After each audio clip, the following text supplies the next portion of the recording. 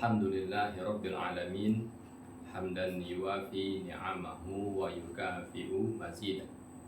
Wassalatu wassalam ala man la nabiyya ba'dah sayyidina Muhammadin wa ala alihi wa sahbihi as-sadatil qadah amma ba'd.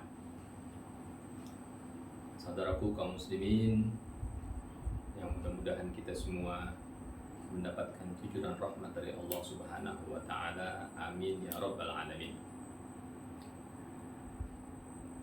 Allah taala mewajibkan kepada kita puasa di bulan Ramadan. Hal itu berdasarkan firman Allah Subhanahu wa taala, A'udzu billahi minasyaitonir rajim. Ya ayyuhalladzina amanu kutiba alaikumusiyam kama kutiba alal ladzina min qablikum la'allakum tattaqun. Dan juga berdasarkan sabda dari Nabi Muhammad alaihi salatu wassalam, buniyal islamu ala khamsin, syahadatu an la ilaha illallah wa anna muhammadar rasulullah wa iqamus shalah wa ita'uz zakah wa hajjul baiti wa saumu Ramadan. Dari ayat Quran dan hadis ini, para ulama sepakat bahwa puasa bulan Ramadan adalah wajib secara mutlak, dan orang yang meninggalkannya karena rasa malas itu merupakan sebuah pelanggaran berat, dinilai dosa yang amat besar. Sementara orang yang mengingkari kewajibannya maka akan dinilai kekafiran. Nas'alullah salamah wal afiyah. Di saat berpuasa, baginda Nabi alaihi salatu wassalam mengajarkan kita untuk melakukan sahur, makan sahur, yang tentu beliau mengajarkan makan sahur tentu banyak kemanfaatannya. Dalam hadis riwayat Imam Bukhari radhiyallahu taala an disebutkan, qala Rasulullah sallallahu alaihi wasallam, tasahharu fa inna fis suhuri barakah. Beliau menyuruh kita tasahharu, makan sahurlah kalian, fa inna fis suhuri barakah, karena dalam makan sahur itu terdapat keberkahan. Keberkahan di sini maknanya kebaikan yang amat banyak dan juga mendapatkan pahala dari Allah Subhanahu wa taala. Tentu ketika kita ikut kepada apa yang diperintahkan oleh Nabi Shallallahu alaihi wasallam, kita akan dapat pahala dari Allah Subhanahu wa taala, akan dapat kemuliaan dari Allah Subhanahu wa taala. Dan juga beliau menyuruh kita untuk makan sahur, karena di dalam makan sahur ini kita akan mendapatkan satu bantuan tenaga yang disebabkan oleh makanan yang kita konsumsi untuk kita melaksanakan kewajiban kita, yaitu berpuasa di siang harinya. Dan juga ketika seseorang makan sahur, tentu dia akan bangun di waktu sahur, yang mana waktu sahur merupakan waktu yang amat mulia untuk dia berdoa, berzikir kepada Allah Subhanahu wa taala. Dan Nabi Muhammad alaihi salatu wasallam menjanjikan orang yang berdoa di waktu sahur, doanya akan sangat diijabah oleh Allah Subhanahu wa taala. Makanan sahur yang paling bagus untuk kita konsumsi adalah kurma. Beberapa buah kurma yang kita konsumsi itu akan sangat baik untuk kesehatan kita, untuk kondisi tubuh kita. Hal ini disebutkan dalam hadis, ni'mas sahurul mu'min at-tamr. Sebaik-baiknya makanan sahur untuk orang yang beriman adalah kurma. Makan sahur ini, para hadirin, ada batas waktunya. Dalam Al-Quran dikatakan, a'udzubillahi minasyaitonir rajim, kulu washrabu hatta yatabayyana lakumul khaytul abyad minal khaytil aswadi minal fajr. Kata Allah Ta'ala, kulu washrabu, makan dan minumlah kalian di malam bulan Ramadan. Sampai kapan batas waktunya?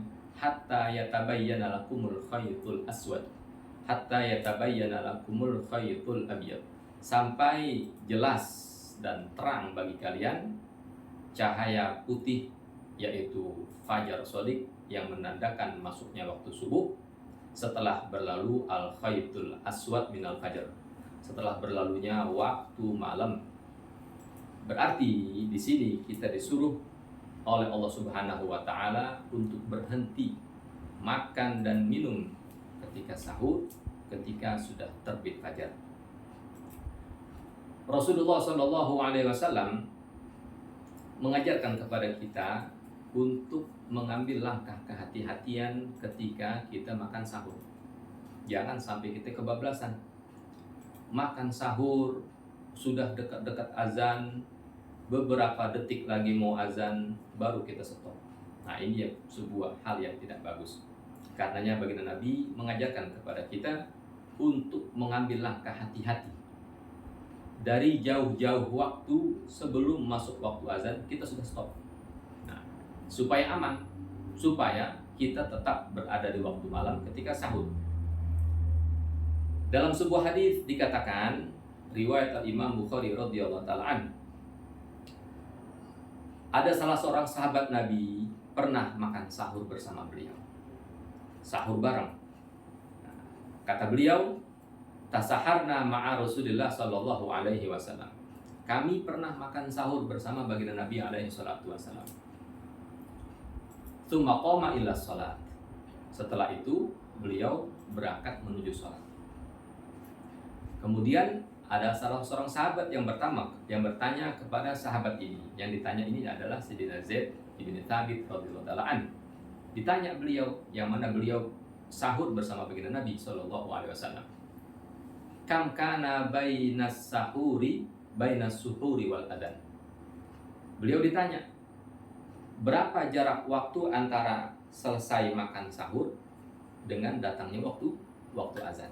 Nah, kata Sayyidina Zaid bin Thabit radhiyallahu taala an, qadru khamsina ayat. Itu jaraknya sekitar ketika seseorang baca 50 ayat, beberapa menit lah berarti. Ya, mungkin 10 menitan, mungkin 12 menit, sekitar itulah. Ya, dengan bacaan yang sedang, bukan bacaan cepat banget. Nah, sedang-sedang aja bacaannya. Kalau orang baca 50 ayat, segitu ukuran waktunya, maka seperti itu jugalah baginda Nabi berhenti makan sahur, kemudian ada jeda waktu kosong, baru kemudian datang waktu azan subuh. Nah, ini suatu langkah yang sangat bagus untuk kita terapkan di Indonesia, dan alhamdulillah di Indonesia sudah diamalkan sejak dulu, dan kita mengenal istilah ini dengan istilah imsak.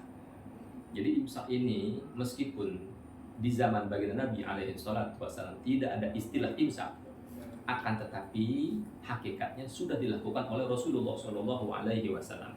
Sehingga ini bukanlah perbuatan bid'ah.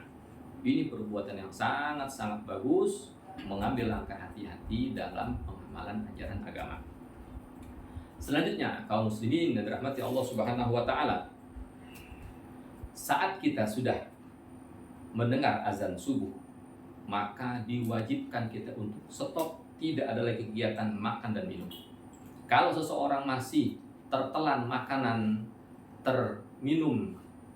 minuman ketika azan subuh sudah berkumandang, maka orang tersebut sudah tidak dinilai berpuasa, artinya batalah puasa orang tersebut, dan dia wajib mengqadhanya nanti di luar bulan Ramadan.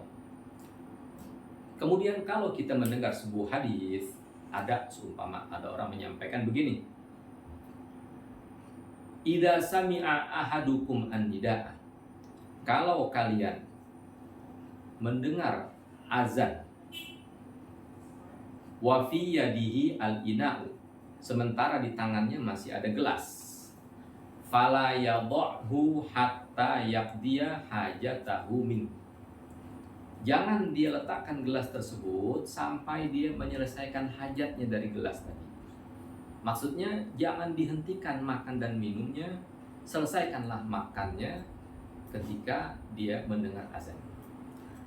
Hadis ini mungkin disalahpahami oleh sebagian orang yang katanya dia tuh kalau sudah dengar azan tetap makan, tetap minum. Mungkin ada minuman yang belum habis dihabiskan sama dia. Ada makanan yang mungkin masih tersisa di mulut atau mungkin masih tersisa di piring, dihabiskan sama dia. Nah, ini hadis para hadirin dimaknai oleh Imam Nawawi radhiyallahu taala bahwa hadis ini berlaku untuk azan yang pertama di zaman baginda Nabi Shallallahu Alaihi Wasallam. Karena di zaman baginda Nabi ini muazzinnya ada dua. Yang pertama Sayyidina Bilal bin Rabah radhiyallahu taala, yang kedua Sayyidina Ibnu Ummi Maktum radhiyallahu taala. Sayyidina Bilal azannya ketika masih waktu malam. Di saat waktu malam menjelang waktu subuh, nah, beliau azan untuk membangunkan kaum muslimin supaya mereka tahajud, supaya mereka makan sahur. Ketika beliau azan dan seseorang masih makan, boleh lanjutkan makan. Tetapi ketika azan dikumandangkan oleh Sayyidina Ibnu Ummi Maktum, dan itu menandakan azan subuh, maka Nabi memerintahkan kita untuk stop, tidak lagi ada kegiatan makan dan minum. Baiklah para hadirin sekalian, mudah-mudahan sedikit tausiah ini bermanfaat untuk kita semua, dan mudah-mudahan Allah Ta'ala berikan kita tenaga untuk terus beribadah dan taat kepada Allah Subhanahu wa Ta'ala sampai kita menutup usia dalam keadaan husnul khatimah. Amin ya rabbal alamin. Sekian dari saya. Wassalamualaikum warahmatullahi wabarakatuh.